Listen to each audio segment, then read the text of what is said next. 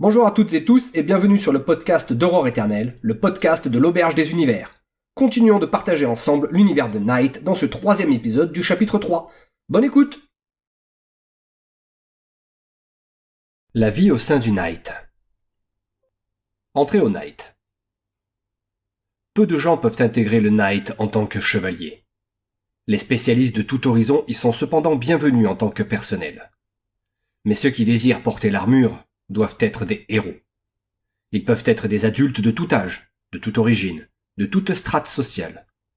Ils doivent toutefois avoir accompli un haut fait, c'est-à-dire un acte héroïque qui a changé ne serait-ce qu'un petit peu la vie d'une personne, d'une communauté, ou qui a aidé l'humanité dans sa lutte contre l'horreur. Les hauts faits sont de nature très variée, sauvetage d'innocents, récupération d'une œuvre d'art, victoire sur une créature des ténèbres, combat contre des désespérés, ou encore fondation d'un organisme luttant contre les ténèbres. Ce ne sont qu'un échantillon de ce qui permet à une personne d'entrer au Night. Une fois le héros repéré par son haut fait, il est contacté par Arthur, Merlin ou un lieutenant, qui lui propose de rejoindre l'organisation. Si le candidat se présente de lui-même, son dossier est examiné à la table ronde. Contrairement à ce que l'on pourrait croire, des centaines de demandes arrivent chaque jour à la section Korrigan, et la grande majorité est rejetée après une simple lecture ou après entretien. Il faut dire qu'en plus d'être des héros, les futurs chevaliers doivent faire preuve d'un courage sans bornes et montrer une expertise dans un domaine utile à la lutte contre les ténèbres. Anciens soldats, médecins et mécaniciens côtoient ainsi des artistes, d'anciens cinéastes et des poètes qui veulent, par les armes ou par l'art, lutter contre l'anathème. Revêtir la méta-armure. Si le candidat est recruté, ou si le héros a accepté d'entrer dans l'organisation, il lui reste toute une batterie de tests à passer.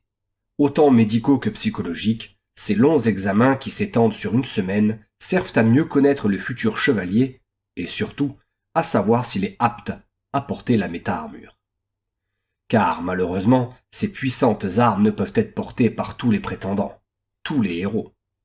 Certains n'arrivent simplement pas à les contrôler, d'autres se sentent enfermés à l'intérieur, et la plupart restent insensibles à la connexion que la méta-armure opère avec leur cerveau ou leurs nerfs.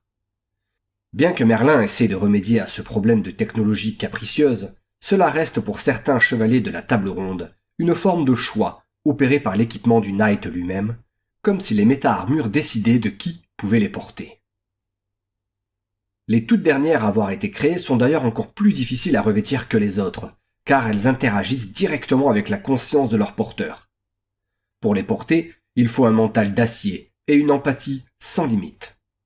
En outre, porter une méta-armure, c'est comme posséder une seconde peau, comme contrôler un second corps. Plus encore, la combinaison guardiane, que chaque chevalier porte constamment sur lui, qu'il soit en mission ou non, permet de faire apparaître la méta-armure, de la défolder et aussi d'accéder à son IA.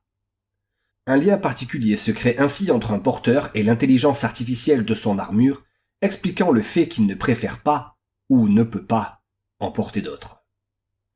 Par conséquent, s'il n'y a que 1000 chevaliers au Night, c'est parce que peu de gens s'avèrent capables de porter les méta-armures et qu'il est donc inutile d'en construire plus.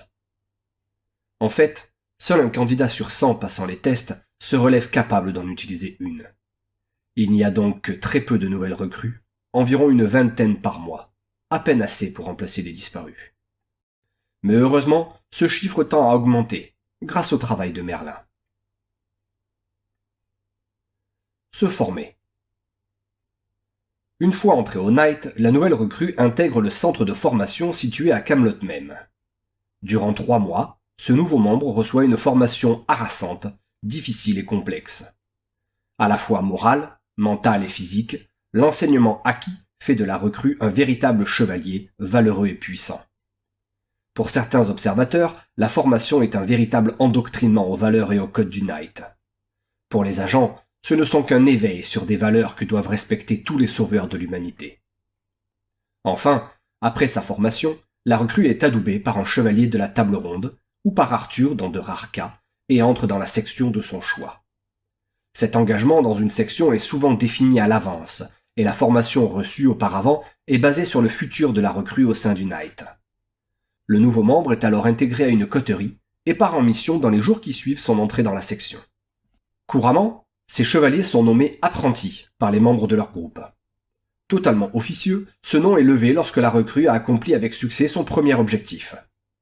Durant son apprentissage, il reçoit une certaine protection et de nombreux conseils de la part de ses pairs, comme s'il était encore en formation. Les écuyers. Il arrive parfois que certains membres n'entrent pas dans une section, ou encore qu'il leur soit demandé de la quitter. Le plus souvent, il ne s'agit pas d'une punition, au contraire. Les chevaliers qui n'intègrent pas une section sont nommés écuyers et servent sous les ordres directs d'un chevalier de la table ronde. Ce dernier les emploie à sa discrétion et, habituellement, leurs missions sont d'une importance capitale. Généralement, chaque lieutenant possède de 2 à 8 écuyers qui le servent directement. La présence de ces personnages au sein du Knight laisse aux chefs de section une certaine latitude quant à leur propre objectif et à leur accomplissement. Chacun les utilise différemment. Les écuyers de Lancelot sont ainsi envoyés pour des missions de sauvetage de VIP menacés par le désespoir ou encore pour la récupération d'œuvres d'art très importantes. Ceux de quai sont généralement mobilisés pour l'élimination de créatures au cœur des ténèbres ou pour l'exfiltration d'une personne d'importance perdue dans l'obscurité. Ceux de la Moraque accomplissent la plupart du temps des missions de protection de personnalités ou de lieux d'importance. Il arrive même que la Moraque envoie ses écuyers auprès d'Arthur, lors de missions particulièrement dangereuses pour le seigneur. Ceux de Gauvin, même s'ils sont rares, ont très généralement pour mission de récupérer des technologies ou des éléments de recherche noyés sous les ténèbres. Ils peuvent aussi servir de consultants sur des éléments techniques liés de près ou de loin au Knight, notamment auprès des immortels. Ceux de Palomides sont employés pour des missions d'espionnage, de collecte d'informations et parfois même d'assassinat d'ennemis du Knight. Ceux de Dagonet partent souvent sous les ténèbres pour découvrir et étudier les phénomènes à la fois d'une grande dangerosité et d'une grande importance pour la découverte de ce qu'est l'anathème. Ceux de Bohort sont en général à la charge du convoyage de VIP ou bien le transport d'éléments particulièrement sensibles ou d'une grande importance pour le Knight. Ceux de Bédiver sont envoyés combattre des incarnations au cœur des ténèbres ou des créatures si dangereuses que même les ogres de quai ne peuvent en venir à bout. Enfin, ceux de Sagramore sont envoyés sur des missions où seuls des chevaliers complètement fous ou qui n'ont rien à perdre peuvent être efficaces. Et la plupart du temps, ils le sont. Il est à noter que tous les écuyers ont une mission commune. Trouver le Graal, la lumière pour tous les peuples, celle qui chassera les ténèbres de ce monde. Les coteries et les chevaliers errants. Qu'ils soient écuyers ou membres de section, les chevaliers sont la plupart du temps regroupés en coteries, des équipes de 2 à 6 individus associés pour la complémentarité de leurs talents. Généralement, dans une coterie, il existe une figure nommée le sénéchal, à la fois responsable du groupe auprès d'un chevalier de la table ronde et représentant de l'autorité de ce dernier. Être le sénéchal d'une coterie est un honneur pour beaucoup de membres du Knight. Attention, cela ne veut pas dire qu'il est l'officier du groupe. Il n'a aucun devoir de chef, si ce n'est celui de trancher lors des débats, et lorsqu'une situation devient trop tendue ou complexe au sein de la coterie, il peut prendre la responsabilité d'une action de groupe qu'il aura lui-même décidée.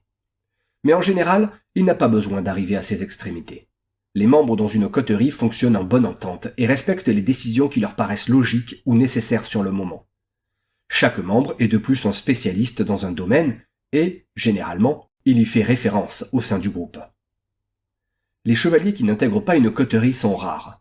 Il n'en existe en fait qu'au sein de la section dragon et ils sont nommés chevaliers errants. Ceux-là sont des loups solitaires qui étaient autrefois membres d'une coterie. Ils peuvent en être les derniers survivants ou encore en avoir été exclus parce que trop instables. Certains même choisissent cette voie simplement parce qu'ils pensent mieux travailler seuls.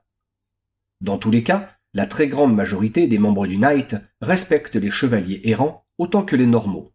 Ils sont simplement considérés comme des morts en sursis. Ce sont les lieutenants qui décident de la composition de chaque coterie pour des raisons aussi variées que la bonne entente, la complémentarité, une amitié avant l'intégration du Knight ou encore le besoin de reformer une coterie avec des survivants d'équipes anéanties. Sur un théâtre d'opération, lors d'une mission, un groupe de chevaliers doit accomplir ses objectifs, mais reste indépendant quant aux moyens utilisés pour leur résolution. Parfois, il arrive qu'un chevalier de la table ronde contacte un groupe pour préciser de nouveaux objectifs, ou effectuer une préconisation, mais cela reste rare. Enfin, il est à noter qu'en mission, chaque coterie dispose d'un accès à un Vector, un véhicule volant qui lui est spécifiquement dédié. Les pilotes, membres civils de la section Griffon, restent toujours à moins de 2 heures de vol de la coterie. La chevalerie. Selon quelques journalistes indépendants et quelques immortels, le Knight est une entité dangereuse, car concentrant une puissance de feu bien trop grande entre les mains de si peu de personnes. Véritables super-héros lorsqu'ils portent leur méta-armure, les chevaliers se montrent en effet capables de prouesses défiant l'imagination et peuvent parfois causer de graves dommages collatéraux. Certains pensent que, pour ne pas laisser un tel pouvoir entre les mains de fous, de soudards et de salopards, Arthur et Merlin auraient décidé de créer l'ensemble du décorum qui entoure le Knight. La chevalerie, la table ronde, le code d'honneur et l'ensemble du protocole seraient ainsi des éléments permettant de contrôler les membres et leur morale. En faire des symboles de lumière, de gloire et de justice permettrait à Arthur de mieux canaliser ses hommes. Mais pour presque tous les chevaliers, ce décorum correspond à une réalité. Tous feraient partie de la légende du Graal. Arthur serait bel et bien Arthur de Bretagne, Merlin serait bel et bien un enchanteur, un magicien ayant créé les méta-armures de manière surnaturelle, mais surtout, les prochains chevaliers à accéder à la table ronde seraient Perceval et Galahad, c'est-à-dire ceux trouvant le Graal et portant la lumière pour tous les peuples. La quête du Graal. La lumière est perdue. Depuis l'apparition de l'anathème sur la Terre, elle disparaît peu à peu et l'humanité la recherche. Sans elle, les couleurs se ternissent, le monde devient gris et la nature se meurt. Arthur et ses chevaliers ont, depuis la création du Knight, lancé une grande quête pour retrouver cette lumière.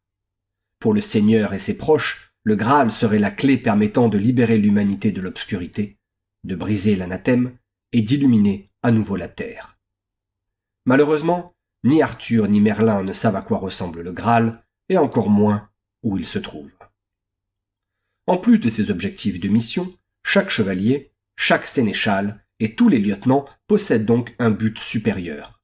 Trouver le Graal et collecter des indices quant à son aspect et sa localisation. Aujourd'hui, aucun indice n'a été trouvé et, malgré les chevaliers errants dont les vies sont spécifiquement dédiées au Graal, rien n'a permis au Knight de s'en approcher. La gloire. La seule chose que les chevaliers semblent personnellement rechercher est la gloire, qui passe par l'accomplissement de grands actes et par leur représentation. Merlin, ainsi qu'Arthur et ses lieutenants, ont prouvé maintes fois que le retentissement d'actions positives et héroïques encourage l'espoir. Alors, les chevaliers accomplissant leur mission sont couverts de gloire à l'intérieur du Knight comme à l'extérieur. Journaux, chaînes RA ou encore radiopirates parlent de leurs exploits, citent leurs noms, leurs sections et les portent en héros devant le maximum de personnes. Au sein du Knight, ceux qui font preuve d'héroïsme ont accès à un meilleur matériel, à de meilleures armes et, à partir d'une certaine célébrité, à la table ronde. Ils deviennent alors des héros de lumière, capables de se rendre au cœur des ténèbres et d'en ressentir indemnes et victorieux. On raconte enfin que plus les actes des chevaliers sont portés publiquement, plus les ténèbres leur sont étrangères et sont faibles contre eux. Ainsi, la réputation et l'aura qui les entourent seraient un des meilleurs remparts contre les effets néfastes de l'anathème, notamment le désespoir qu'il engendre. Les chevaliers noirs. Malheureusement, malgré la gloire, le code et l'aide du Knight, certains agents cèdent au désespoir et deviennent esclaves des ténèbres. Ceux-là sont nommés chevaliers noirs et font partie des plus dangereux ennemis de l'organisation, comme de l'humanité. Ils sont traqués, capturés ou tués par les agents de la section Tarasque et possèdent plusieurs coteries chargées uniquement du cas chevalier noir. Et comme si la guerre n'était pas déjà assez rude, de plus en plus de chevaliers, de la recrue aux vétérans, cèdent au désespoir. Un chevalier noir s'avère déjà très dangereux, mais il dispose de la puissance d'une méta-armure en plus de celle que lui confèrent les ténèbres. Certaines créatures de l'obscurité semblent avoir pour but de corrompre les plus faibles et des coteries entières disparaissent parfois, devenant les fidèles de l'anathème. Il s'agit en effet de prise de choix pour les ténèbres, et corrompre leurs idéaux d'humanité est sans doute délectable. En groupe, des chevaliers noirs sont pratiquement incoercissibles, et lorsqu'une coterie noire sème le trouble, Arthur envoie directement ses lieutenants pour couper court à leurs agissements. Il y a un mois à peine, une coterie de 5 chevaliers noirs, que l'on croyait perdus dans les ténèbres de la côte est des États-Unis, a ressurgi et s'est attaqué à des membres du Knight en mission. Lancelot, Bédiver et Sagramore ont dû intervenir pour les maîtriser. Et parce qu'un malheur n'arrive jamais seul, il semble presque impossible de faire recouvrer la raison à un chevalier noir, tout comme il semble impossible de l'extraire de son armure sans le tuer. Les ingénieurs du Knight, dont Gouvin, pensent que ce n'est pas l'humain qui est possédé par les ténèbres, mais en fait la méta-armure. Il ne faut pas oublier qu'elles sont composées en partie d'éléments alpha et qu'elles fonctionnent avec une énergie tirée de l'anathème.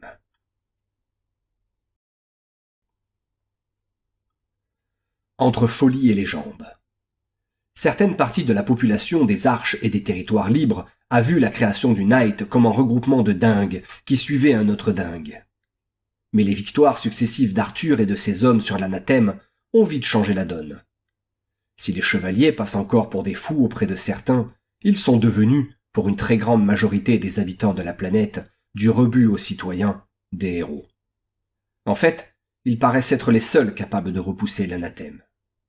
Bien que les troupes du Nodachi soient mieux équipées et plus nombreuses, les chevaliers les supplantent sans problème dans le cœur des citoyens, des rebuts et des habitants des territoires libres. Cela est sans doute dû au fait qu'ils respectent la vie et n'hésitent pas à sacrifier la leur pour sauver des innocents. La légende des chevaliers et d'Arthur prend doucement corps, et de plus en plus de faits étranges, partout sur la planète, semblent coïncider avec la quête du Graal. Dans les ténèbres d'Europe, on parle ainsi d'un Val sans retour, dans lequel une puissante lumière aurait été vue. Et, bien plus loin, des murmures racontent qu'un mystérieux roi pêcheur serait apparu dans la Chine ravagée. On raconte aussi que le seigneur aurait une autre demi-sœur, Morgane, qui aurait été happée par les ténèbres à leur apparition et qui se serait récemment présentée à lui, vivante, mais plus pâle que la mort. Et que dire de Guenièvre, Lia d'Excalibur, qui aurait développé une conscience et qui aimerait réellement son porteur. Des choses étranges se mettent en place au sein du Knight et dans tout ce qui l'entoure. La légende devient peu à peu la réalité, et la folie d'Arthur se révèle être la vérité. Le code d'honneur du Knight. Le respect, l'honneur, la défense des innocents, comme la lutte contre l'anathème, sont des vertus que chaque chevalier se doit de défendre et de respecter chaque jour. Pour formaliser ces qualités, Arthur et Merlin ont écrit un code d'honneur du Knight, gravé sur chaque méta-armure et sur une immense pierre dans le hall de Camelot. Ce code simple comporte 10 commandements, en fait de véritables dogmes pour tous les agents, qu'ils soient simples recrues ou chevaliers de la table ronde. 1. Tu croiras à tout ce qu'enseigne Arthur et tu observeras ses commandements. 2. Tu protégeras le Knight au péril de ta vie. 3. Tu auras le respect de toutes les faiblesses humaines et tu t'en constitueras le défenseur contre l'anathème et toutes les infamies. 4. Tu aimeras et chériras l'art comme la lumière. 5. Tu ne reculeras jamais devant les ténèbres. 6. Tu feras à l'anathème une guerre sans trêve et sans merci. 7. Tu t'acquitteras exactement des ordres que les chevaliers de la table ronde te donneront, excepté s'ils sont contraires au commandement d'Arthur. 8. Tu seras fidèle à la parole que tu donnes, et par-dessus tout, tu ne mentiras point à tes pairs. 9. Tu seras généreux, et tu feras ton possible pour aider ceux qui sont dans le besoin. 10. Tu seras partout et toujours le champion de l'humanité contre l'injustice, le désespoir et le mal. En plus de ces 10 commandements, chaque chevalier arbore fièrement un blason sur une partie de sa méta-armure, généralement le torse ou l'épaule. D'aspect animal, il constitue une forme d'idéal que le chevalier promeut et respecte. Par exemple, les membres du Knight arborant le blason du loup respectent par-dessus tout la solidarité, alors que ceux arborant celui du corbeau cherchent à comprendre les raisons des actes et des choses.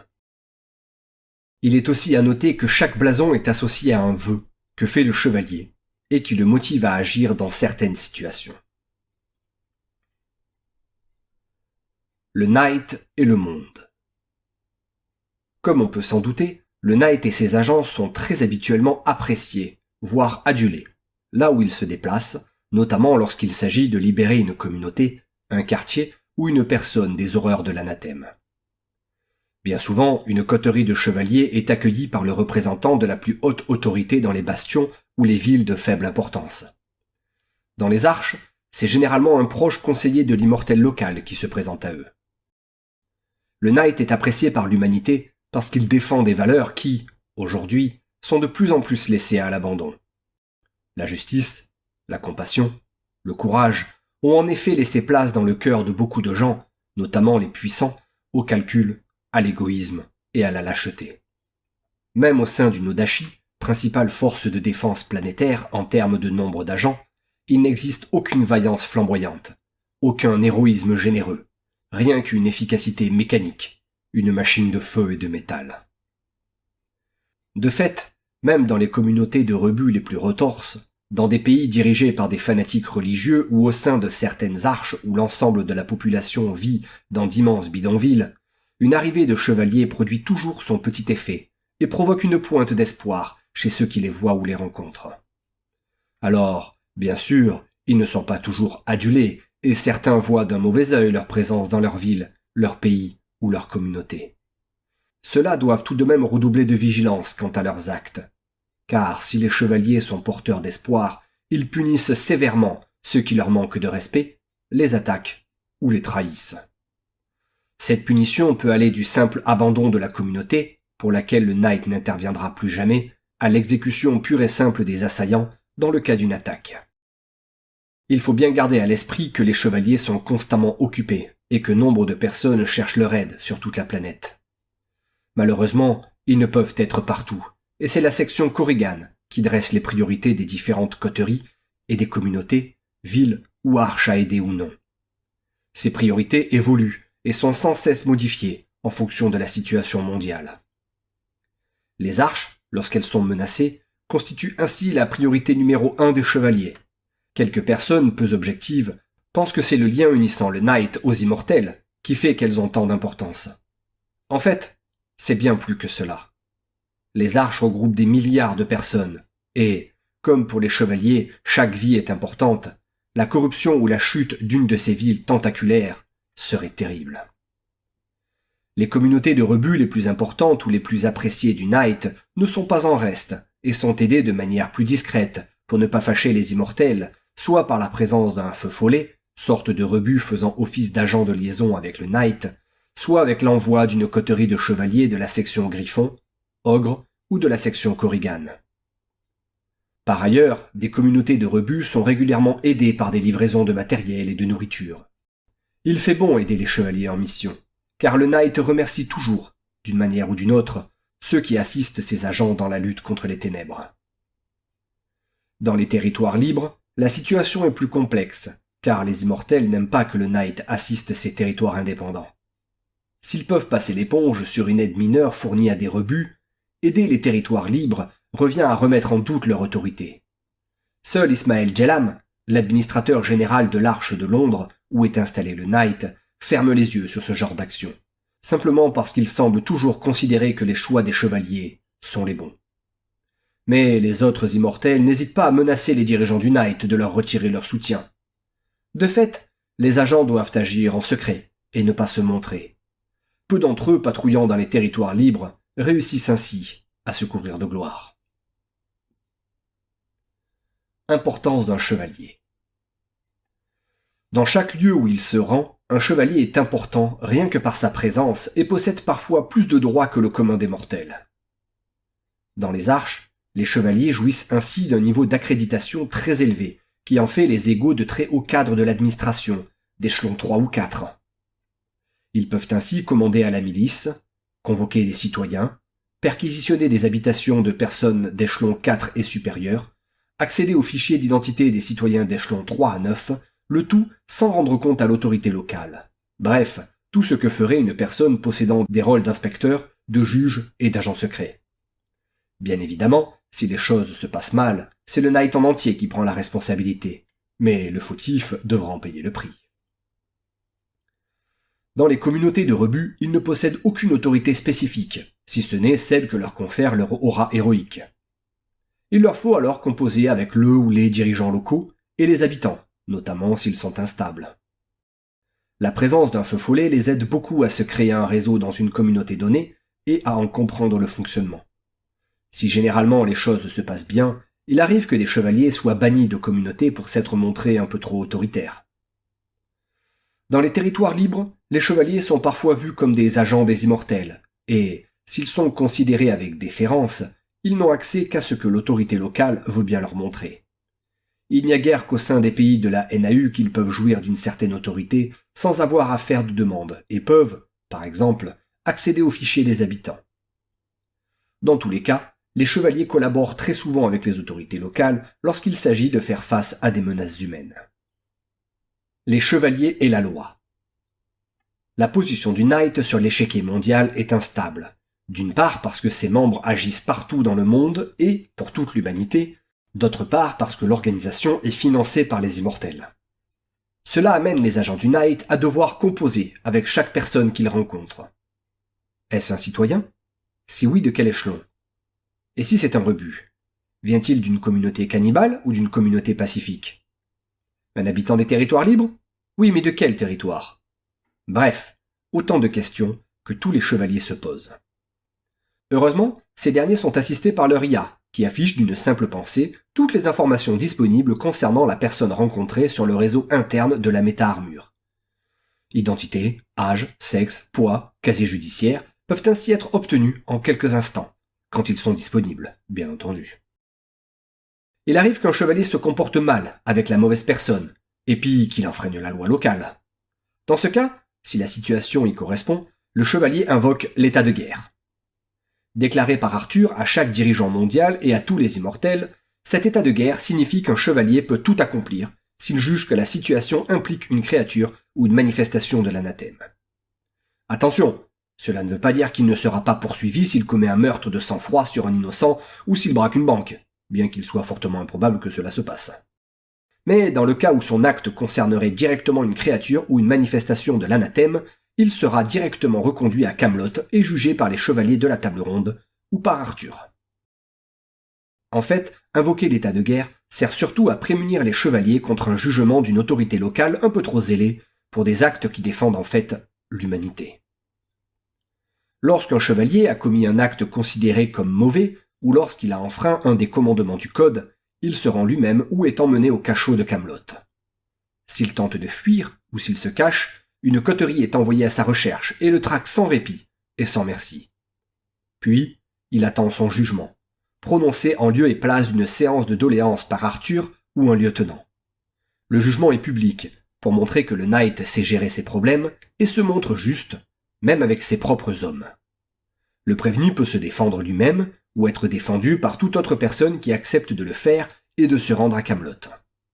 C'est Arthur, ou le chevalier de la table ronde présent, qui décide de la sentence et la prononce. Bien souvent, Palomides signe à la place d'Arthur et prononce une des 3 punitions habituelles.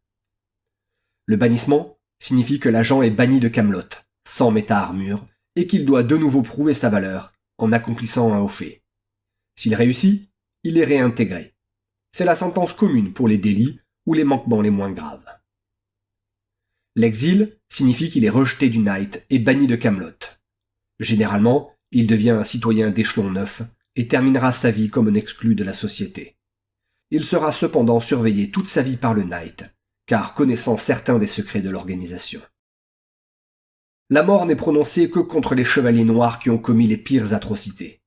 Dans ce cas, lors d'une cérémonie réunissant de nombreux membres du Knight, le coupable est décapité par Arthur, ou un de ses lieutenants, puis son corps est brûlé.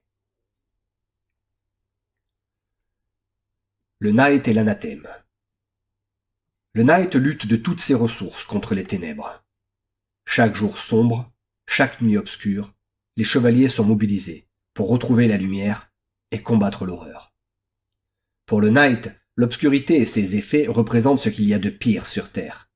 Le désespoir est une peste qu'il faut purger, soigner. Les ténèbres qui noient la Terre sous des rivières, des lacs ou des océans sont des blessures qu'il faut cicatriser. Et les monstres d'obscurité qui hantent le monde sont des parasites, des êtres ignobles, qui doivent être éliminés. Contre l'anathème, les chevaliers ne transigent pas. Il n'y a pas de repos dans cette guerre, pas de trêve, pas de pitié. Seuls les désespérés sont traités avec plus d'égard. Parfois, quand c'est possible, ils sont soignés en étant exposés à de l'art, de la lumière ou des thérapies, mais bien souvent, ils sont simplement neutralisés, car ils portent en eux les germes du désespoir, cette maladie qui se répand si facilement et qui contamine de nombreuses personnes sur toute la planète. Quant aux créatures des ténèbres, elles sont vues comme des aberrations, des abominations terribles qui menacent le monde des hommes. Malgré leurs tentatives pour corrompre certains agents, elles sont systématiquement éliminées. De temps en temps, certaines sont toutefois capturées et étudiées par les chercheurs de la section Cyclope. Mais cela reste rare, car peu de chevaliers de la table ronde acceptent d'avoir ce genre de créatures entre les murs de Camelot. Enfin, chaque chevalier garde à l'esprit que les gens collaborant consciemment avec des créatures de l'anathème ou avec des désespérés doivent être considérés comme des ennemis, et donc être éliminés, peu importe leur défense ou leur raison. Le Knight ne transige pas avec l'anathème. La section Tarasque. Il arrive régulièrement qu'après le jugement prononcé en public contre un chevalier, il lui soit proposé, plutôt que de subir la sentence annoncée, de rejoindre la section Tarasque, sans moyen de retour. Bien sûr, cette proposition est officieuse et strictement secrète, et n'est pas faite à tous les condamnés. En effet, c'est Sagramor lui-même qui étudie chaque procès et sélectionne ceux qui pourraient faire partie de sa section. Ceux qui acceptent la proposition du chevalier sont considérés comme morts, et leurs actes de gloire n'auront plus jamais d'écho, en dehors du Knight. En outre, une puce implantée dans le cerveau peut provoquer leur mort à tout moment, et selon la volonté de leur lieutenant. Ils ne possèdent donc aucun moyen d'échapper au sort qu'ils ont accepté. Ce que le Knight sait de l'anathème. Le Knight, et plus particulièrement la section Cyclope, cherche à en savoir toujours plus sur son ennemi afin de pouvoir être toujours plus efficace dans son combat contre l'anathème. C'est ainsi que l'organisation peut se targuer d'être la mieux informée sur le phénomène contre lequel elle lutte. Elle a très vite compris que les différences entre les zones de ténèbres n'étaient pas dues au hasard. Les différentes missions sur le terrain ont permis de déterminer que chaque territoire était dirigé par une entité, nommée Seigneur, qui contrôle ses propres créatures et suit ses propres objectifs. Arthur est d'ailleurs lui-même appelé Seigneur, afin d'être mis sur un pied d'égalité face à ces entités d'une puissance incommensurable. La bête contrôle la zone européenne. La chair est installée en Asie. La machine étend son hégémonie sur les États-Unis. La dame s'est installée sur le désert du Sahara. Le masque, enfin, contrôle les lacs qui apparaissent par intermittence un peu partout sur Terre. Ces seigneurs n'ont cependant jamais été rencontrés par des chevaliers, du moins qui aient survécu pour en attester. Seules différentes incarnations de ces seigneurs sur Terre semblent pour l'instant apparaître. À ce jour, rares sont ceux qui ont réussi à en vaincre une, à l'image de Lancelot et du monstre, mais beaucoup de chevaliers, particulièrement ceux de la section Kraken, espèrent un jour pouvoir défier un avatar de seigneur et le vaincre, prouvant ainsi leur courage et leur dénouement. Et voilà qui finit cet épisode. N'oubliez pas le pouce, le partage, les commentaires et la cloche. Je vous retrouve pour la suite dans l'épisode suivant. À bientôt, ciao ciao!